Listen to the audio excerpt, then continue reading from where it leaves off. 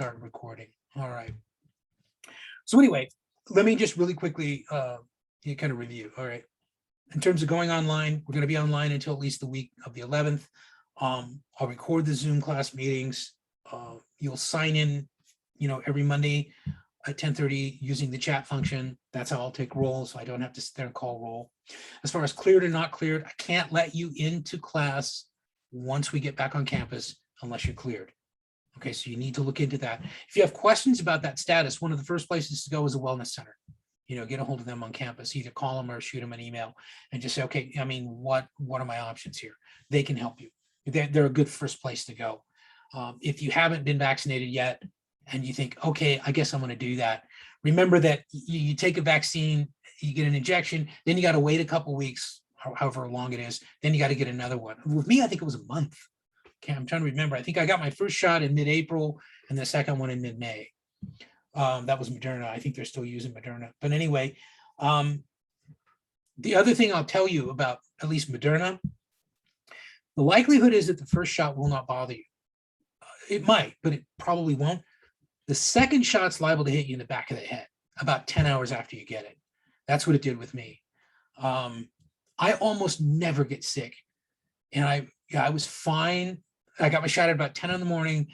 By about 10 o'clock, I was kind of feeling unusually dopey. And I thought, oh, time to go to bed. About 1 o'clock in the morning, I woke up just like pouring sweat. I'm like, yes, I've been vaccinated. And the next day it was kind of like, I felt like really unpleasantly hungover. Like I had the hangover, but hadn't had any fun. I could have, okay, there you go. Sometimes it'll nail you. It depends on how your immune system works. It's, there is a variability there. However, it's nothing like what I've heard from people who've had COVID, which is funky, So just something to think about if you're or if you're like me and you have a real irrational dread of needles and getting things stuck into you, and I do. I'm a complete coward about most things, but I hate shots. Like the hardest thing for me when I first went overseas, I was going to a yellow fever area, I was going to Nigeria, was all the shots.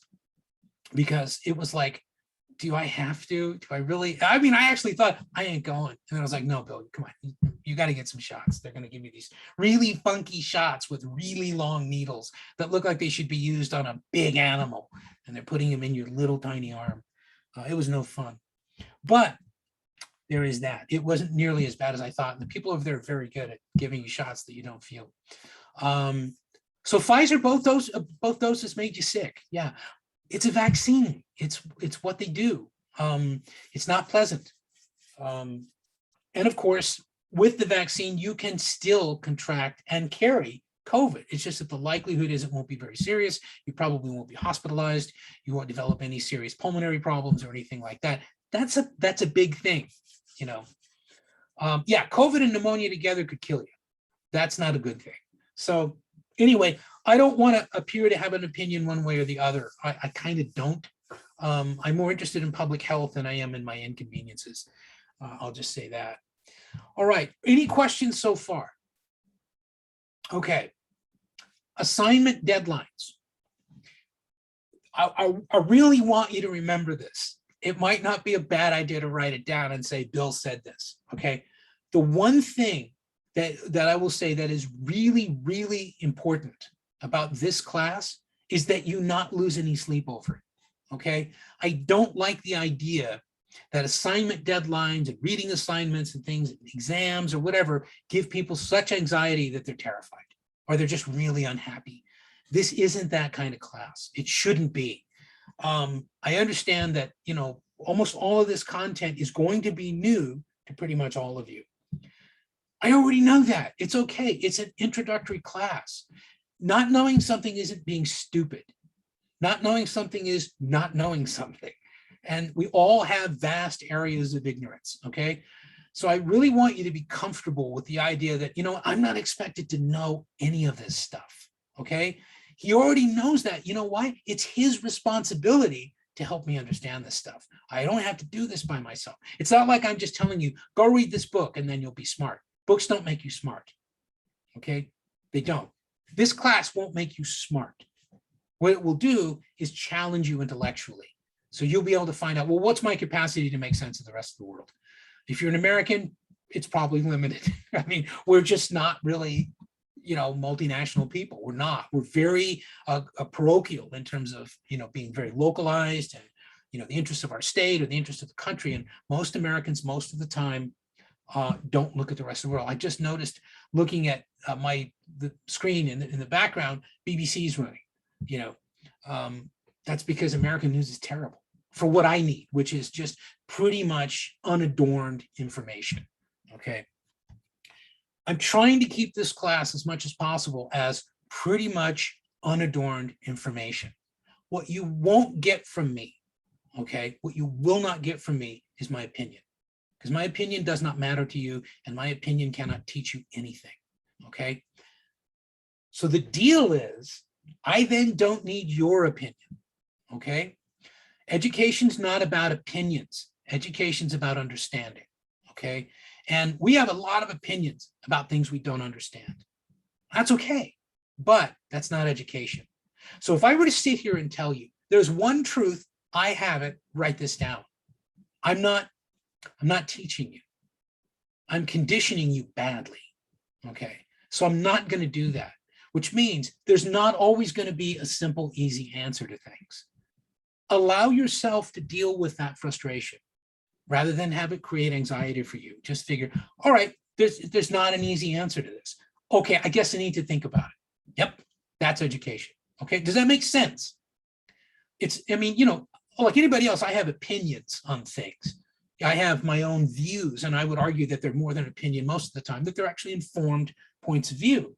But if to the extent that they're just mine, you don't get them because you don't need them. They're of no street value to you. Okay, but there's a lot of content in this class that can be very useful to you, okay? To that end, okay, we're gonna try something now. Now, if you go to the chat, you'll see that one of the things that you can do is you can specify who in the chat you wanna talk to, right? There's a little drop down. Does everybody see that? Do you see my name there? All right, set it up for that. Because for now, until I say stop, the next voice you hear will be objective and will be asking you for usually single word answers. We're going to do a little geography quiz here. Okay. Now, here's the deal, as I hate Joe Biden saying all the time. Whenever Joe Biden says, here's the deal, I know he's going to give me a prepackaged statement, but he's going to try to sound sincere. Apparently, that's what presidents do these days, and have done for most of my life, come to think of it. I'm going to ask you a question. The answer to that question is pretty much always going to be a country. I just want you as quickly as you can to either say, type in, I don't know, or the country. So I'll say question 1, you put a 1, okay? And then I'll say, okay, here's my question. So you'll say 1 and give me your answer. If you want to guess, you can guess. That's okay. Does that make sense what I'm asking you to do? All right, so here we go. Is everybody set up in the chat? You're all ready to go. You've got it set up on the drop down, so you're only talking to me. Okay, so here we go. All right, now this is a question about Afghanistan. Now, Afghanistan's been in the news lately. Okay, you adults, all right? Now, 3 of the countries that border Afghanistan are Turkmenistan, Tajikistan, and Uzbekistan. Okay, they were all parts of the former Soviet Union. There are 3 other countries that share a border with Afghanistan. Name one of them. I'm gonna give you about 5 seconds. This one I expect that most of you will know because it's been in the news. Okay, go as fast as you can because we're gonna move on. Okay, number 2. Which country exports the most of its oil to the United States? Exports the most oil to the United States that we import from them. Which country?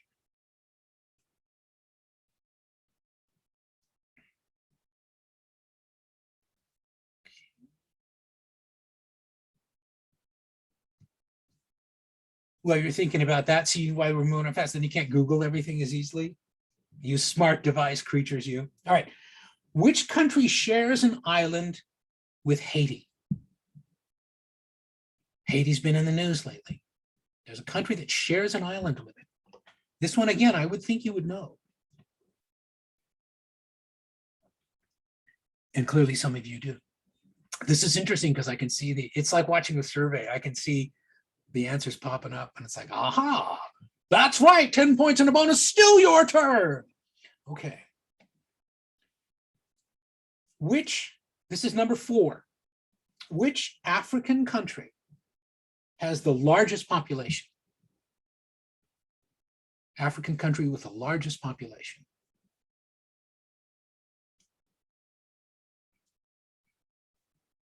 This country also has been in the news quite a bit.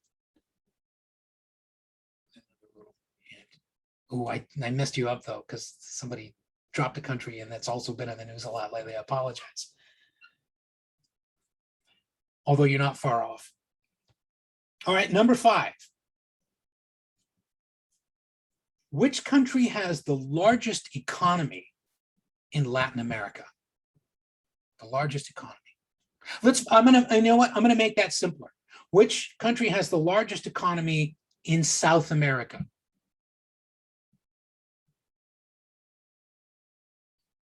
Most of you, I think, will know this. Okay, we got 2 more we're gonna do here. Yeah, most of you knew that. That's good. That's good. Well, the US isn't in South America. All right. What was the Kyoto Accord or the Kyoto Protocol created in order to accomplish? What was its purpose? What was it for? Not what was it going to use? What was its intended purpose? What was its desired outcome? The Kyoto Accord.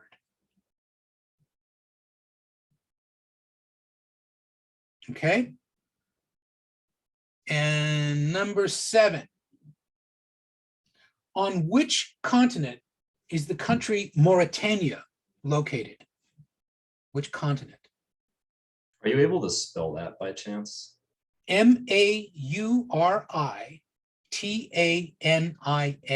Mauritania. Mauritania. They call it Mauritania. Okay.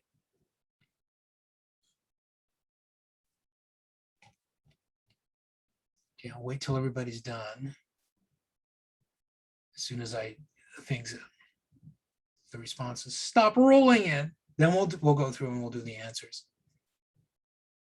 Now, this isn't a quiz, but it is for points. But to get points, all you have to do is have attempted it. Okay, so if you attempted it now, you just got the first 10 points of roughly 100 points the class has to offer. Okay, so here we go. Let's go back to number 1. There are 3 possible answers for number 1. Some of you did get this. Okay. Anybody want to take a guess? Now that the quiz is over. No, I won't. By the way, no more submissions of responses because I can see now. Oh, you also might want to fix your chat so that's not just going to me in case you want to chat with the entire class. But who wants to take a shot at one of the countries that shares a border with Afghanistan? Pakistan is one of them. That's important. It has an immediate and very long border with. Now, let me ask you this. The important thing when someone's giving you a quiz like this is not knowing the answers, it's knowing why they matter. Why is Afghanistan important to the United States? A lot of oil. Afghanistan has no oil. Oh, Strategic for military emplacements, like We air just- bases. Making money with the military? We just spent about $250 billion funding their army, and we just withdrew from the area. Okay, that's And what now- we did. It doesn't explain why. What I'm always Oh. interested in is why.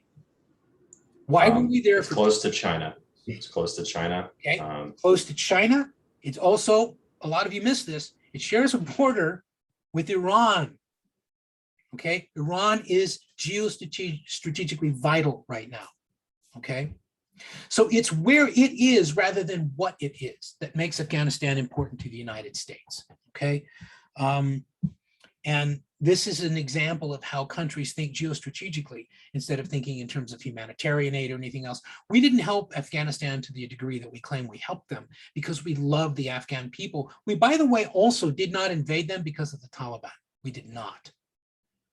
Remember that when the Taliban were functionally controlling that government, right, everyone, you know, particularly feminists, were just appalled by the Taliban regime back when George W. Bush had just been elected. We signed a $40 million deal with them, and with promise of billions to come. So we were negotiating with and doing business with the Taliban. We did not invade Afghanistan because of the Taliban. Okay, so anyway, we'll move on. How about the country that exports the most oil into the United States? I said Saudi Arabia. I'm not sure if that's right. At Yeah, one so did- point in so did time I. it was, but it hasn't been for a long time. Ah, We get a It- couple of the, Iraq? Iraq. We get no oil from Iraq. Okay. Directly. We get no oil from China. I guess the UAE, that's the UAE, best one no. there, I can No. think of. Dang. You left out two really important ones. One of them is Mexico. The other one is Canada. So, you know, if you go to the Great White North there, you know, you get the shale oil coming down there from, you know, Great White North, Canada. It's either Canada or Mexico, usually. We get almost no significant amount and no needed amount of oil from the Middle East. The thing about oil in the Middle East is it's the major oil producing area of the world, okay? And so whatever it does with respect to oil affects global prices of oil, which affects the entire global market for oil. And so it's not just we get oil from there or we need to have access to their oil. It's like one of you said Russia. We get nothing from Russia, but Europe does. So that's a good answer, even though it's technically incorrect. If I asked you, you know, what are the really important oil exporters? One of them would clearly be Russia. Because for one thing, exported oil is about energy, is about the only thing that the world really wants from Russia, that Russia has to offer, that it can't get somewhere else more easily, particularly Europe. I mean, no one's driving Russian cars, no one's wearing Russian clothes, you know, all right, maybe we're drinking Russian vodka, but, you know, no, most of Europe's oil is not Romanian. Most of it is, or a good percentage of it. It's hard to say. It depends too. Even though the EU is unified, it kind of still depends by country. So I don't want to go too far into that. Okay, country that shares an island with Haiti. Most of you knew this. Yeah, Dominican Republic. Dominican Republic. Yeah. Okay, that was pretty easy. The country that has the largest population in Africa. I said South Africa, but Not- I feel I like I would understand why, embarrass but it's myself not. there. Yeah. It Nigeria. says South Africa too. Yeah. It's it's Nigeria. Nigeria. It's Dang. Nigeria. Now, again, Nigeria is important for us because, for one thing, Nigeria is a member of OPEC. It's an oil exporter, but also Nigeria has been the recipient of a tremendous amount of direct foreign investment from the United States and foreign aid from the United States. And Nigeria is involved with the United States. And so we tend to tolerate a lot of what Nigeria does to its own people because of the so-called war on terror, because they're dealing with their own sort of homegrown insurgency. You know, Boko Haram, I mean, roughly translated means no Western education. You know, it really does mean that. It's like, no, Western education, Western values will pollute our country. They see the north of Nigeria as a distinct geopolitical entity, a distinct culture, and it is all of those things. Northern Nigeria was thrown together with southwestern and southeastern Nigeria by British colonialism, not because there were natural affinities there. And they've been struggling with that ever since. And it doesn't mean that every problem that Nigeria faces is the fault of the British. It means that you can't understand current Nigerian conditions without understanding the history of British colonialism in Nigeria, okay? And their significance because they're an oil exporter, you know? So, yeah. What's like what is kind of Western values and Western education and what's so kind of bad about it? Well, I'm not saying there's anything wrong with Western values or education. The Boko Haram. In the mind of Boko Haram. Okay, well, because they're Islamic. and they don't want Christianity. They don't want Western materialism. They don't want market forces. They don't want capitalism. They're not socialists. There are a lot of alternatives to capitalism that aren't socialist. Okay, they're radical traditionalists. They don't like feminism.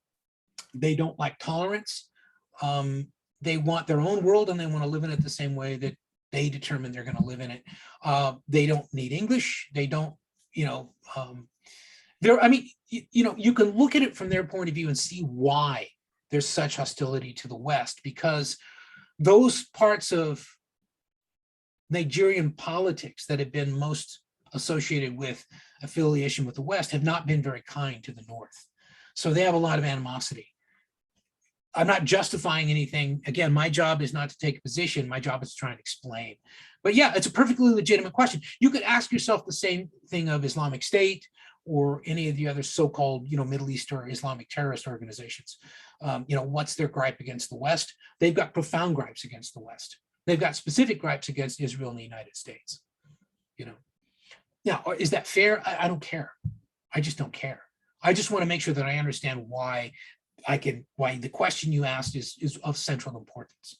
Yeah. Does that make sense? I'm not blowing you off, just the opposite. Thanks for taking the time to answer. Okay. Country with the largest economy in Latin America. Most of you knew this. Yeah, Brazil. Brazil, yeah.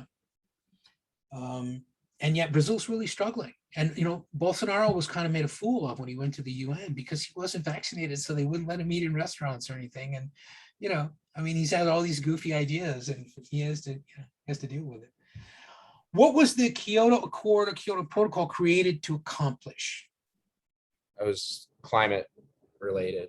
Right? It's climate related. So that would be an acceptable answer. It has to do with like emissions, I guess. Yes, greenhouse gas emissions. Yes. Yeah. Now, I got a really interesting array of responses to that. And I mean interesting. I don't mean like, oh, how funny, they don't know what they're talking about. It really shows how you're trying to situate Japan contextually in global discussions. And so you think, well, a couple of you, I think, said Japanese trade. Well, it certainly is going to affect Japanese trade, but that wasn't what it was about. There also was a major Asian Pacific trade deal that was oddly enough negotiated by the Obama administration, right? That everybody signed on to, that the United States was pulled out of by the next president. So I think that's what a lot of you were thinking about. That's a perfectly honest mistake. I like the geographical thinking though. I like the idea that you're trying to situate that Kyoto's in Japan. You're trying to think, well, what lately, because he said they've been in the news, what lately has been going on in Japan? Pacific trade has been a big part of that. So that's really interesting. Do you mind going back to the Brazil? I just thought that's kind of a big one to go from like, was Lula before Bolsonaro? It just seems like such a strange transition to go from this huge populist kind of progressive person that was really helping the poor, and then he's this kind of Trump figure like there. I would say, well, something kind of like that happened in Mexico too. Something kind of like that is happening all over the world. And it's this right-wing populism, okay, and right-wing nationalism and things like that. But I would say this is why, for example, in international studies, we include a lot of the courses taught by Dustin Walter in history, because he's a Latin American policy expert. He does a lot of stuff on US Latin American foreign relations. He does a lot of things that study various Latin American regimes. And, one of the advantages of an interdisciplinary major like IS is that you get the opportunity to kind of sample from these different menus across departments. And so I would recommend that at some point you might want to take one of the Latin American politics classes from Dustin, because he will go into that. I'm not dodging the question. It's just that part of the focus of the major is, okay, let's refer you to someone who's an expert in that area. But Brazil, Latin America has this kind of, really problematic history of bouncing between military dictatorships and populism. It's either the left-wing populism of Hugo Chavez and to some extent Maduro, but particularly Chavez, largely fueled by a global oil boom as much as anything else. And the fact that conditions on the ground did appear to get better for a lot of people in Venezuela. The same thing for a while with Brazil. Brazil was looked at as one of the growing powers of the 21st century until the global price structure changed such that they now find themselves, having economic problematics. COVID has really crushed them as well. But yeah, they've gone through a roller coaster lately, as has much of Latin America, indeed has much of the world. And in that, of course, I include, how did we go from Obama to Donald Trump? That's just as absurd, the overwhelming transition, from Obama to Trump.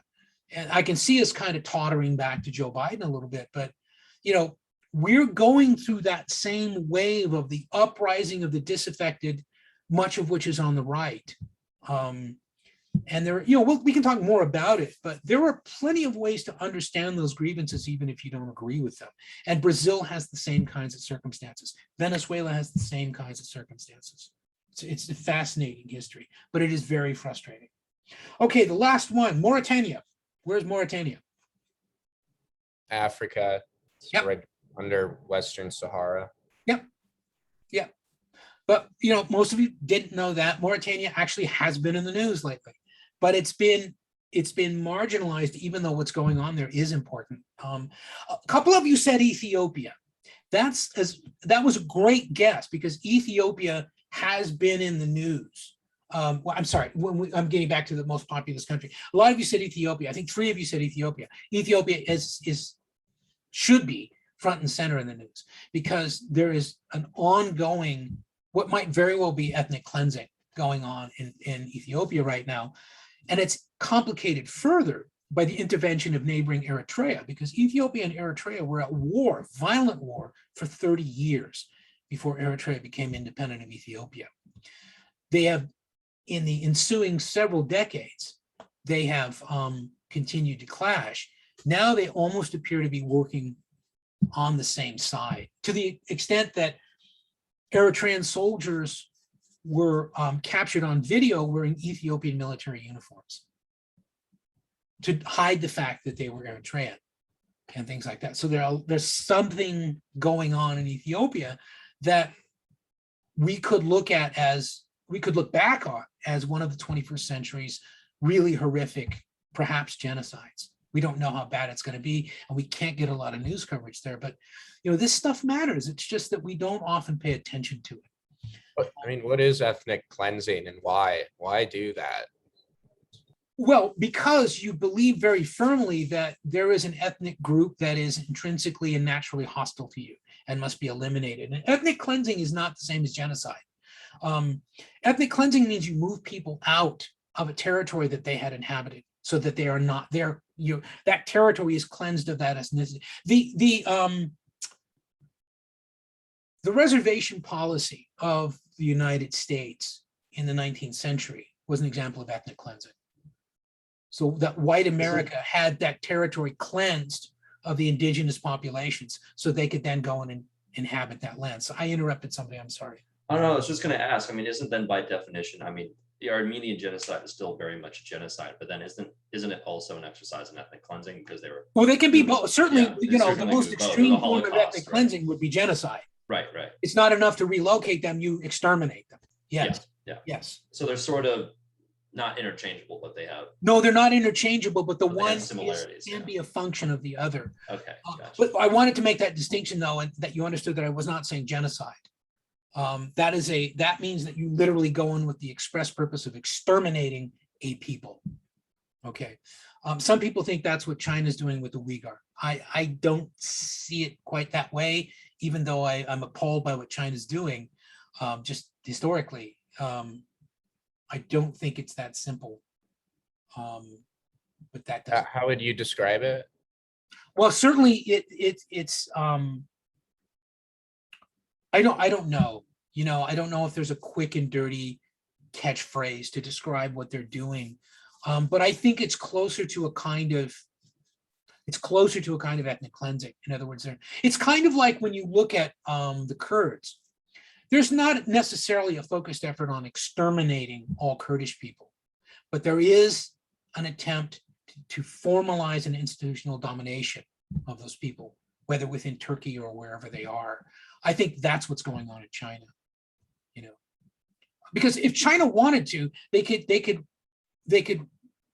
wipe the Uyghurs off the planet. They could just, no one would do anything. I guarantee you.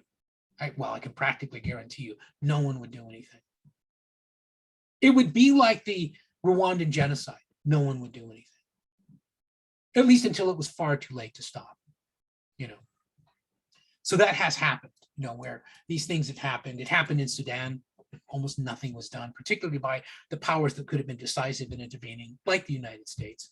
When you look at Bosnia and Herzegovina and the breakdown of the Baltic states and all that, there's a tremendous amount that could have been done there that wasn't. So this is, I mean, it's one of those things we have to accept that, you know, policies toward other countries are most commonly pursued for other than humanitarian reasons. That's not me being a cynic. That's me understanding history. Okay. All right. So that's cool. You don't need to worry anymore about that. As I say, you know, I've got a grade book. I'll look at everyone who submitted answers. I'm not even going to really look at your answers and associate them with you, because I understand that's just catching you cold. But you did get 10 points toward your course grade. You now have a chance at an A. You know? All right. Now, if you look at how many of you right now have the Moodle site in front of you? If you don't, that's okay.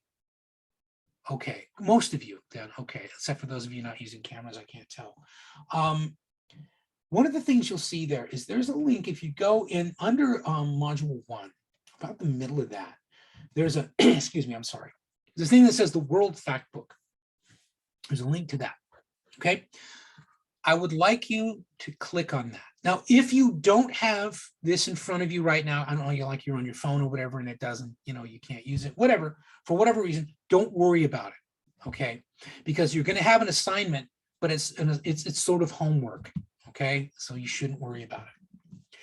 Where that World Factbook link is, just below that, there's a Word doc called Orienteering Form, okay? What I'm gonna ask you to do is download that form and use the World Factbook to complete it. I'm trying to get you used to the idea of looking up data on, you know, different countries. It's a process that I want to kind of condition you to. It also encourages you to think geographically as well as, and to understand how geography is so much an important component of culture, of language, of everything else, okay? And this is the stuff of international studies, okay? So what I'd like you to do is, if not now, then after class, I want you to download that thing that says Orienteering Form. I want you to open up the link for the World Factbook, and I want you, we're gonna do it in a second here. We're gonna go through it, and I'm gonna ask you to do it with me. We'll look at Afghanistan, okay? And I want you to complete it, and then you'll see below that, I hope, give me a nod if you do, there's a link that says upload completed orienteering assignment here. Do you see? Excellent. And it's due by Sunday, okay? So you've got a lot of time to do it. I understand it's kind of, for some of you, almost the first week of classes, certainly the first full week. You might get a little overwhelmed. That's cool. You've still got the weekend, okay? Before I get to that, let me reiterate something I tried to emphasize before, okay? When you get an assignment like this, if for some reason, let's just say, you had problem downloading the form, if something wasn't wrong, or it looked like it was a corrupt file, or you got on the World Factbook and you just couldn't remember how to negotiate it, there's absolutely no reason to panic.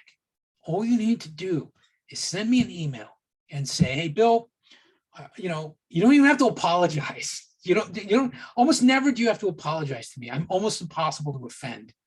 I'm so cynical, all right?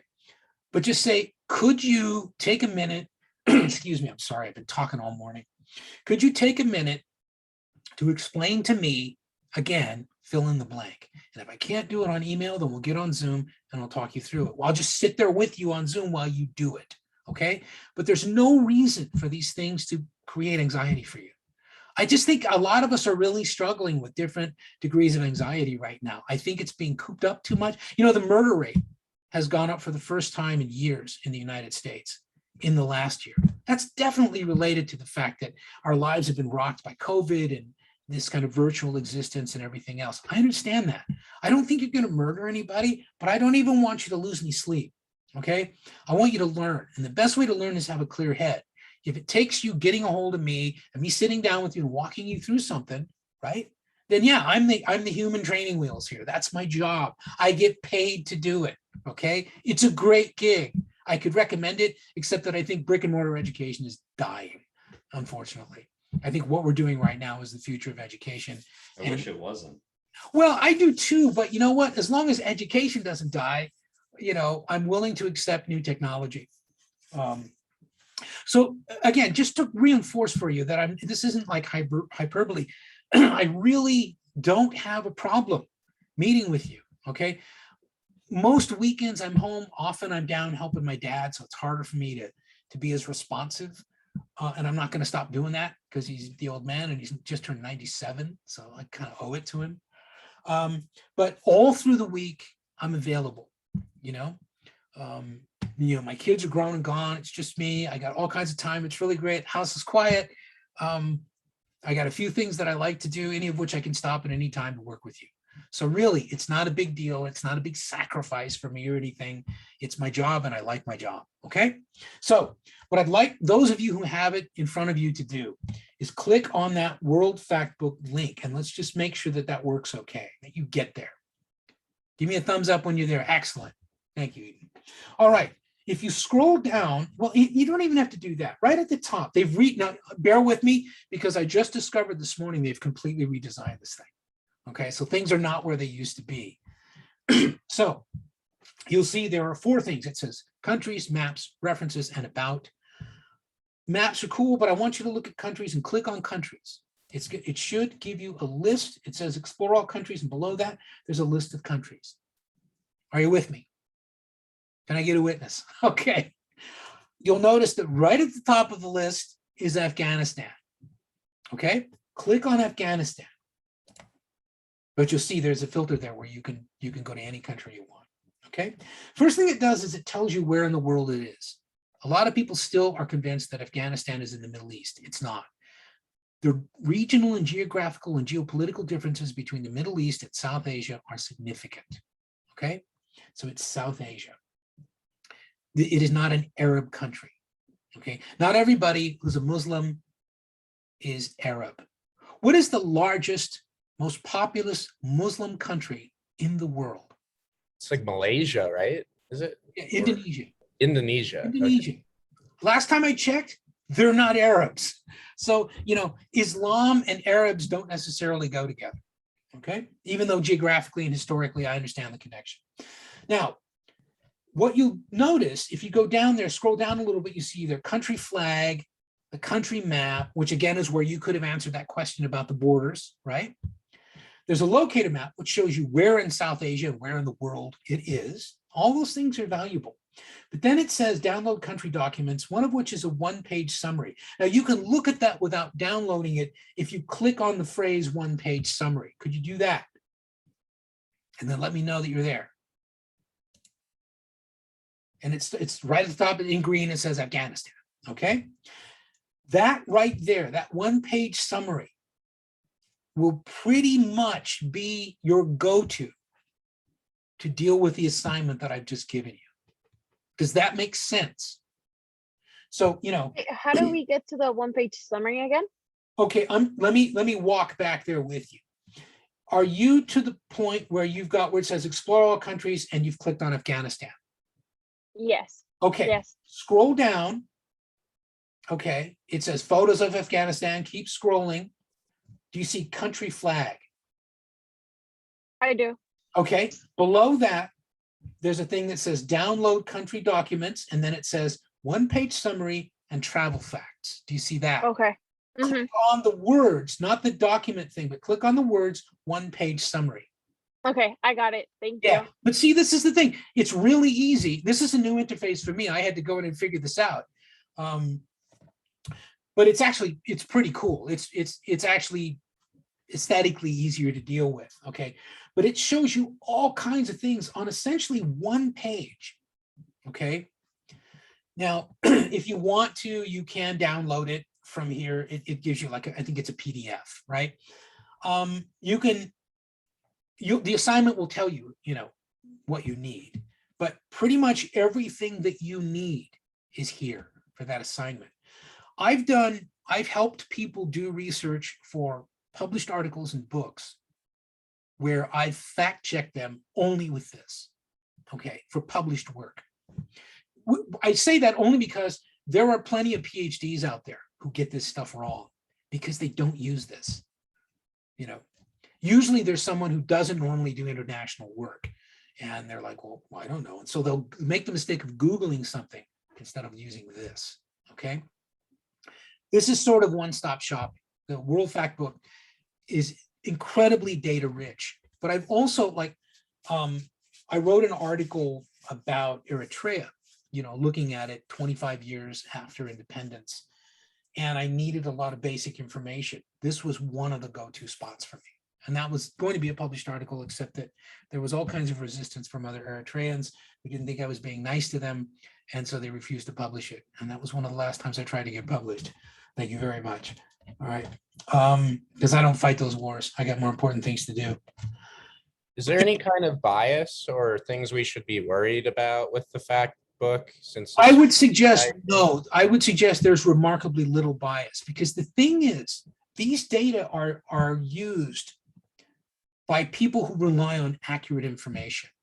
Now, it's fair to say, and that's a fair question, because when we look at the way we appear to have sort of bungled the withdrawal from Afghanistan, you know, everybody was throwing everybody else under the bus. One of the things we do know about that is at some level, there was a monumental failure of intelligence, because I remember over the last year sitting around over beers with people talking about how virtually non-existent the Afghan government was and how quickly it would collapse once the United States left. Because that was the last year of the Trump administration, there was a lot more talk by Trump and people in his administration about having us withdraw. That was the most isolationist presidency we've seen in a very long time. I don't mean that as an indictment. I mean as a fact on the ground, where it was just like, we're going to go this along. It's America über alles, you know. And if I knew that, and I did, okay, and my colleagues knew that, how did the CIA not know that? Well, they did know that.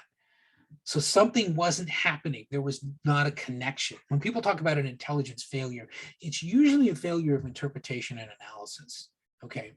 But the data themselves are, I mean, no data are perfect. The FBI uniform crime statistics are completely imperfect because they rely, as these data do in some cases, on self-reporting from the individual states, agencies, right?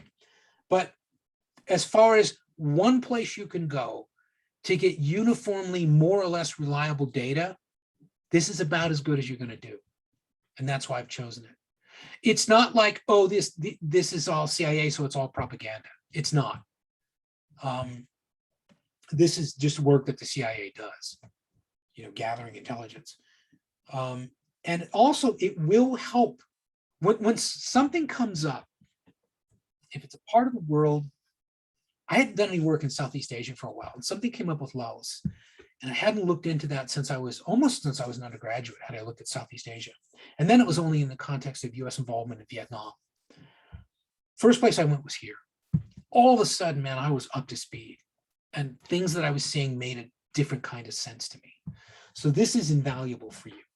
All right, so is there anybody who still had trouble, who made the attempt and still didn't feel comfortable navigating through the World Factbook?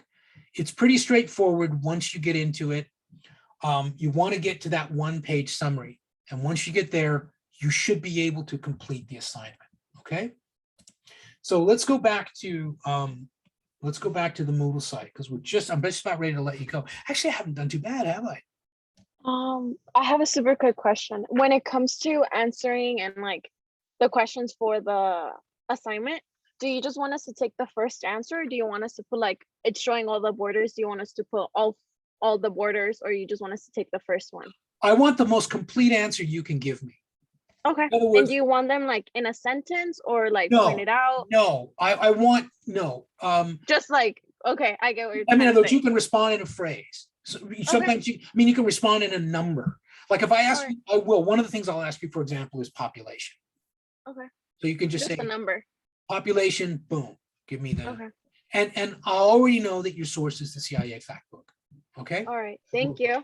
Okay. No, that's not a bad question. That's a good question because sometimes format really hangs people up.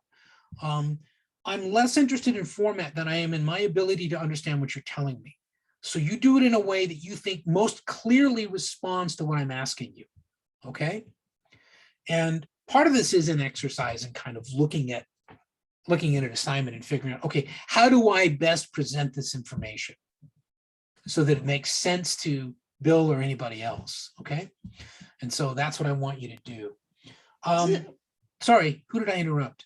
No, sorry. Oh, I sorry. was looking at it and I kept ending up like just typing almost exactly what it had. Is it all right to basically just copy paste it? Because it's very clear, concise, and quick. Yes. Welcome to the All right, CIA. Huh? Welcome to the CIA. I mean, what do you Yeah. think? You know how how the CIA used to do this? Among other things, newspaper clippings. Ah, I mean, a lot of what the CIA does is just gathering, coordinating, and integrating readily available public information, whether that they copy down or cut and paste or whatever. I mentioned earlier that I'd gone to Nigeria. I did that as a graduate student. One of the things I was doing was a piece on brain drain, university brain drain. And so I used the Nigerian university where I was situated, Obafemi Awolowo, as a case study. And I created a survey, right, where I asked students a series of questions about what their plans were and things like that. Now, remember, this was under a military dictatorship in 1989, okay? Within a week, I was under surveillance as a suspected CIA operative and ultimately ran afoul of the Nigerian military, and was compelled, as old State Department people used to say, to leave in my socks. That is to get the hell out of the country. That's what the CIA does. And I understand now better than I did then. I was doing exactly what the CIA does. In other words, my cover was I was a graduate student. That's what the CIA does. One of my colleagues here years ago, he's since passed away, but was a brilliant guy, absolutely brilliant historian. And he had been a CIA operative. He'd been in Uganda and had, just fascinating, insights into that. And he wasn't a guy you would have thought of as a spook because, he was pretty progressive, and pretty hip and pretty good guy and all that. But I somehow got it in my nose that he was an ex-spook. And I asked him about it. He was like, well, now, Bill, yes, I was, everybody knows that. What do you want to do about it? And I was in graduate school with a guy, Dave Sampson. And I remember after having beers with that guy, telling the guy sitting next to me, that son of a bitch is a spook. And he was, Does anybody remember ever hearing about in any of your history books an espionage case involving a guy by the name of Aldrich Ames? Look it up. I've heard the name, but I've heard His nothing best else. friend when he was on assignment in Mexico was Dave Sampson. Yeah. I mean, you after a while, you can smell it on people. I know a lot of people, have met a lot of people who were foreign service. I could, after a while, kind of tell who was a spook and who wasn't. And, I don't have ESP. It's just after a while, you kind of know. You do kind of know. And it kind of creeps me out, a little bit. Because at the time I knew Dave, he was still denying that he'd had any involvement with the CIA until I got him drunk enough that he admitted it, That's also kind of worrisome. When you can get a CIA agent drunk, you're like, what's this country coming to? How horrible. I read books for a living and I got a spook drunk enough to tell me. I think that's basically every secret during the Cold War got revealed was getting a CIA or KGB agent drunk enough to tell you. I don't think you're wrong. I don't. Anyway, I could go on and bore you, but I won't, I promise. All right, here's what I want to do. Two things. One, do you have any questions about the assignment? There's a form you download. It's just a Word doc. Fill it out using the fact book. Upload it at that link. Do it by Sunday evening at 11 o'clock. Now, the reason why I almost always do that is it's really easy to forget. And then suddenly it's like, say, 9 o'clock on a Sunday. all is not lost. You know, you still got until 11, okay? I'd rather you not wait that long and do that. But this assignment you can knock out pretty quickly. So I would say get an afternoon or morning where it's kind of, you kind of schedule's kind of clear, and just knock the thing out. You could knock the whole thing out in half an hour, I think. But it's just to get you used to looking up data. And you also, I'm interested, I've had this happen with a couple of students, you start to see certain patterns emerge in the data. You are becoming an analyst when you do that. It's really cool. All right, the next thing I'd like you to do is for next week's class, we're actually going into the first formal module of the class, okay? And we're going to talk about global trends, just trends that characterize globalization. One of them that I haven't put up there yet, and I'm still debating whether or not to put an additional reading up there, is imperialism, what imperialism is. But I'm reluctant to give you more readings. It's just that I found a really good definition of, you know, imperialism in this wonderful book. I'm going to show you a book, okay, and it's from a series of books, okay. All these books are called, whatever they are, a very short introduction. Look how small this book is. It's got these cool, you know, fold out things that you can use as bookmarkers. These are put out by Oxford University Press. And if I had had these when I was a graduate student, those things would have gotten me through my graduate exams, or most of them. They're that good. They're really concise. They range in length between, say, 90 and 120 pages, thereabouts. They're really on point. They're focused, and it'll be, I mean, they have all kinds of stuff. I've got one here on game theory. I've got one on something that has nothing to do with politics. I've got one on Plato, Hobbes, a bunch of political philosophers. There's one on just economics, a very short history, you know, a very short introduction, right? Those things are really good. I want you to get used to approaching the readings in that way. By that, what I mean is, when you look at these readings, if you click on that first link, if you have the, you know, the Moodle page in front of you on industrialization, you're going to see it's a Wikipedia article. Okay, you might think, what kind of hack is this? He uses Wikipedia. I sourced it. I checked the sources. It's really good. And it's very long. And it gives you a really good history of industrialization. So if it works, why not use it? Okay, I just don't think that everything has to come out of a branded, you know, university textbook that costs you $350. Okay, I can't always recommend Wikipedia, but it's there. What I want you to get used to doing, though, is not starting at the top and reading all the way through. What I'd like you to do by next Monday at 10:30 is look at all of the readings. And you see they're in 2 columns, for those of you who can. Even if you just look at the 5 readings on the left-hand column, and don't, the ones on the right-hand column are kind of follow-ups to the thing to the left of it. All I want you to do is click on those and skim them. And ask yourself the question, what's the most important thing for me to learn here? Or what's the thing that I'm least comfortable understanding right now, so that you'll have questions, okay? I do not expect a top to bottom reading. In fact, I don't remember the last time that I had academic reading where I just started at the beginning and read all the way through. I've never done it with an article. Scholars are terrible writers most of the time. They're boring, they're repetitive, and some of them are just jerks. But I developed in graduate school the skill of being able to go in and vacuum up the essential assumptions of the piece and use that. It got me through my dissertation. It must work. Okay, so that you can begin to ask yourself when you look at module 2, okay, what does he mean by industrialization, and why? What does he want me to learn? Okay, not just a definition. What does he want me to learn? What do I need to learn about industrialization? Why would we think about that? And why is the last thing on the list deindustrialization? And what the hell does that mean? And why does he want me to learn it? Okay, so again, just if you get that, you get that. That way we have, when we meet as a class next Monday, we have things to talk about. But if you don't come in prepared by having done that, you're going to be bored. I'm not going to be able to, you know, I'll just be lecturing like this, which is incredibly boring. And you won't get anything out of the class, okay? Including your money's worth. You just won't. Any questions on what I'm asking you to do?